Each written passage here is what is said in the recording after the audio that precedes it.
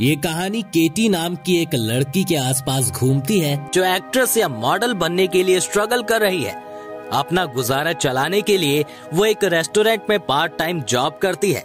अभी केटी के लिए काफी मुश्किल समय चल रहा है और उसके पास पैसों की परेशानी है। न्यूयॉर्क आए हुए उसे काफी दिन हो गए, लेकिन उसे अभी तक कोई एक्ट्रेस या मॉडलिंग का काम नहीं मिला है।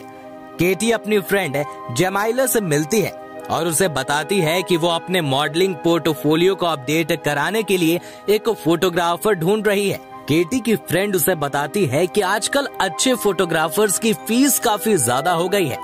केटी की फ्रेंड कहती है कि वो मेहनत करके ऐसा फोटोग्राफर ढूंढ देगी जो कम पैसों में मान जाएगा। अपनी फ्रेंड की बात सुनकर केटी बहुत खुश होती है और उसे थैंक्स बोलती है। फिर वो अपने घर जाने लगती है, तभी उसे रेस्टोरेंट के नोटिस बोर्ड पर फ्री मॉडलिंग फोटोग्राफी की एड दिखती है, जिसे देखकर वो काफी खुश होते हुए फोटोग्राफर का कांटेक्ट नंबर अपने पास रख लेती है। अपार्टमेंट में पहुंचने के बाद केटी की मुलाकात अपने पड़ोसी से होती है जो चूहे को ढूंढ रहा है।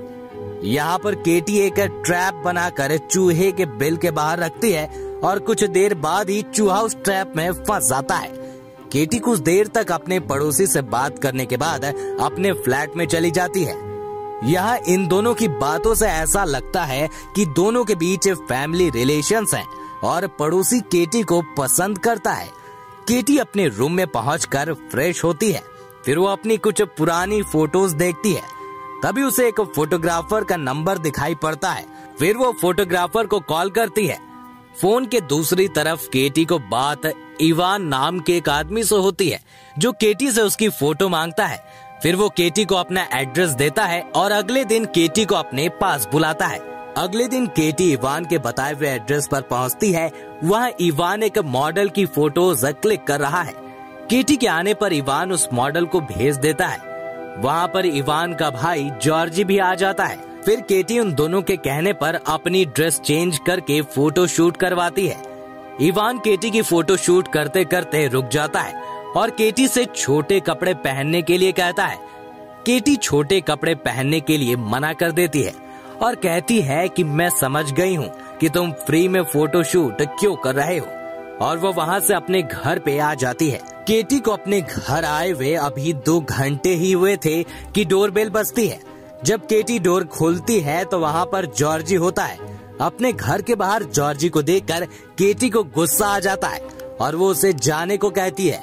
जॉर्जी केटी को एक यूएसबी देता है और कहता है कि मैंने कंप्यूटर से तुम्हारी फोटोज डिलीट कर दी हैं और इस यूएसबी में तुम्हारी फोटोज है। केटी के पास पैसों की कमी है, इसलिए वो ना चाहते हुए भी उस यूएसबी ड्राइव को ले लेती है और डोर बंद कर देती है। सच्चाई ये थी कि जॉर्जी ने केटी की फोटोज डिलीट नहीं की थी और वो कंप्यूटर पर उसकी फोटोज देखता है। रात को केटी फ्लैट के बाहर डस्टबिन में कूड़ा फेंकने जाती है और वापस आकर डोर बंद करके सो जाती है। सोते हुए उसे ऐसा लगता है जैसे कोई इसकी फोटोज क्लिक कर रहा है।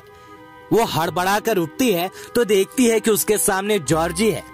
केटी बहुत डर जाती है और जॉर्जी को बाहर जाने के लिए कहती है, लेकिन जॉर्जी बाहर नहीं जाता। इस पर केटी कमरे में रखे हुए टीजर गन से जॉर्जी पर हमला कर देती है, जिससे जॉर्जी कुछ देर के लिए पैरालाइज हो जाता है। केटी जोर जोर से चिल्लाते हुए कमरे से भागती है, लेकिन तभी जॉर्जी अपने आप को संभालते हुए केटी को पकड़ लेता है और उसका मुंह बंद करके वापस कमरे में ले जाता है। केटी अभी भी चिल्ला रही होती है तो जॉर्जी केटी का सर फर्श पे पटकता है और जब केटी थोड़ी ठंडी पड़ती है तो उसके मुंह में कपड़ा डालकर उसके हाथ पैर बांध देता है। लेकिन केटी के चिल्लाने की वजह से उसका पड़ोसी जाग गया था।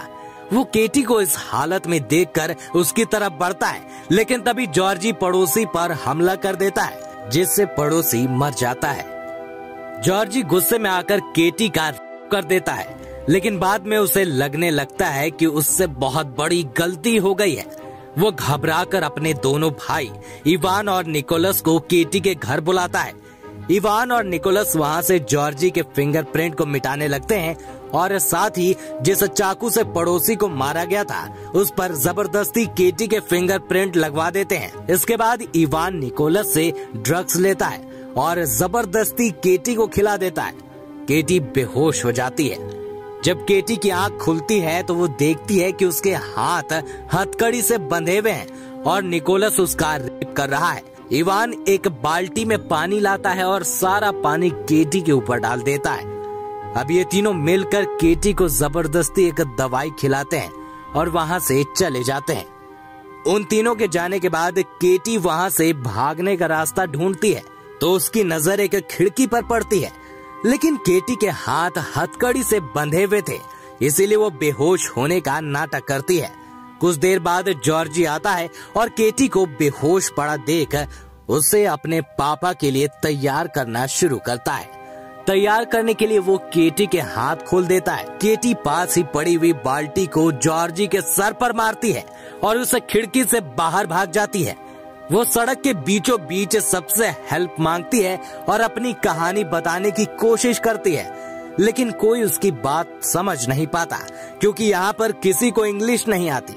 तभी उसे एक पुलिस वाला मिलता है। पुलिस वाला केटी को डॉक्टर के पास ले जाना चाहता है, लेकिन केटी मना कर देती है और अमेरिकन एम्बेसी जाने को कहती है ताकि वो अपने घर जा सके। केटी को बहुत परेशान देख पुलिस वाला एना नाम की एक औरत को बुलाता है ताकि वो केटी को अच्छा फील करा सके। एना केटी से काफी देर बात करती है। केटी अपने साथ हुए हादसे के बारे में एना को बताती है। फिर एना केटी को अपने साथ लेकर अमेरिकन एम्बेसी की तरफ चल देती है। रास्ते में एना केटी से कहती है कि पास में ही मेरा घर है, तुम वहाँ चलकर थोड़ा आराम कर लो, सही से कपड़े पहन लेना। केटी एना की बात मान जाती है। घर पहुँचने के बाद एना केटी को कहती है कि बेसमेंट में कपड़े हैं, तुम जाकर चेंज कर लो। केटी बेसमेंट में चली जाती है, लेकिन जैसे ही वो अंदर जाती है तो देखती है कि ये तो वही कमरा है जहाँ उसका हुआ था। इवान, निकोलस और जॉर्जी तीनों वहीं पर थे। वो वापस भागने के लिए मुड़ती है तो पीछे से एना आ जाती है और उसे पकड़ लेती है। इवान उसे पकड़कर जमीन पर पटकता है और उसे फिर से बांध देता है। कुछ देर बाद इन तीनों का बाप भी वहां आ जाता है। वो केटी को जेनिटल पर इलेक्ट्रिक शॉक देता है और बुरी तरह टॉर्चर करते हुए उसका रेप करता है। जब उनका बाप वहां से चला जाता है तो इवान केटी के पास आता है, जिस पर केटी उसे एक थप्पड़ मार देती है। इवान इस बात पर बहुत गुस्सा होता है और केटी को बुरी तरह मारने लगता है।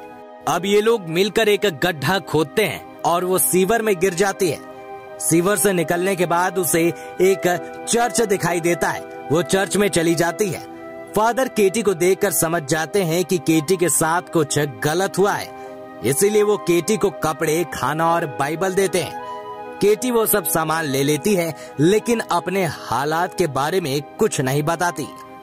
कुछ दिन बाद पूरी तरह से ठीक होने के बाद वो जॉर्जी की फैमिली पर नजर रखना शुरू कर देती है। एक बार छुपकर वो इनके घर भी पहुंच जाती है और एना के लॉकर से कुछ पैसे भी ले लेती है। उन सब पर अच्छे से नजर रखने के बाद सबसे पहले वो जॉर्जी के पास जाती है, जो कि एक कॉफी शॉप में बैठा है। केटी जॉर्जी के सामने जाकर खड़ी हो जाती है। जब जॉर्जी की नजर केटी पर पड़ती है तो वो केटी का पीछा करता है।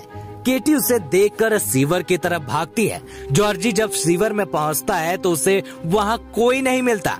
वो इधर उधर ढूंढता है, तभी केटी पीछे से उसके सर पर वार करती है, जिससे वो बेहोश हो जाता है।